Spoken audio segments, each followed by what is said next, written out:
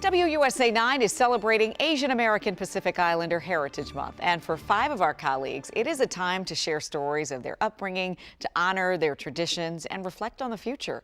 So Get Up DC's Annie Yu, Chester Lampkin, Abby Larico. Well, they joined reporters Matthew Torres and Melissa Kim at Sushi Rock in Arlington. And they all sat down to talk about what makes their Korean and Filipino cultures unique, from what's on their table to what's on their wall. What are some traditions that you guys kept alive in your families? The food and Catholicism and certain things that I didn't realize later were like Filipino exclusive things. Like, for example, this is just such a little thing, but we had a stick broom, which is such a Filipino thing. Did you also have a fork and spoon hanging on your wall? We did. We had a fork and spoon. You gotta have the fork and spoon on your wall. We also had a big Asian fan. My mom, she has a way of positioning our furniture so that things are balanced. You're not allowed to have headboards against the wall. If my sister's room is next door, headboards can't be against the wall together. And also we have a money bag by the door to bring in wealth. I can't believe no one mentioned karaoke. Oh, well, that's huge. Yes, karaoke. Households have their own karaoke machines, right? Oh, hi. Hello, thank you. Sorry, you're gonna have to edit out my slurp. What kinds of food do you guys like to eat? Like, what's your favorite? I mean, I appreciate, of course, the Filipino foods. I don't think anyone can cook it as good as my mom, but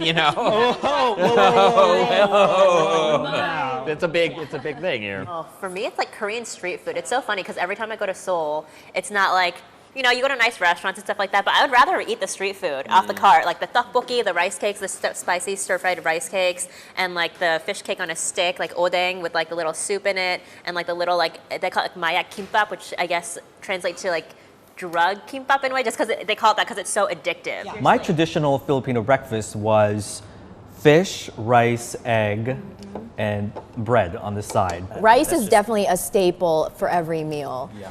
And I think I can do like a simple bowl of hot sticky rice with a little dash of soy sauce and butter and a fried egg on top.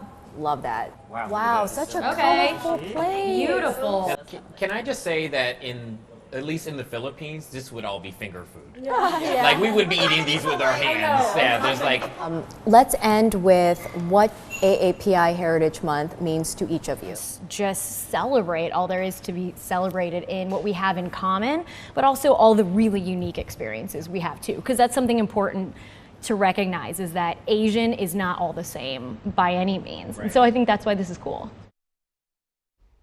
And we know so many of you are looking for ways to celebrate the AAPI community in our area. You can find resources, events, and more information on our website, WUSA9.com. So fun learning about our colleagues in a different way.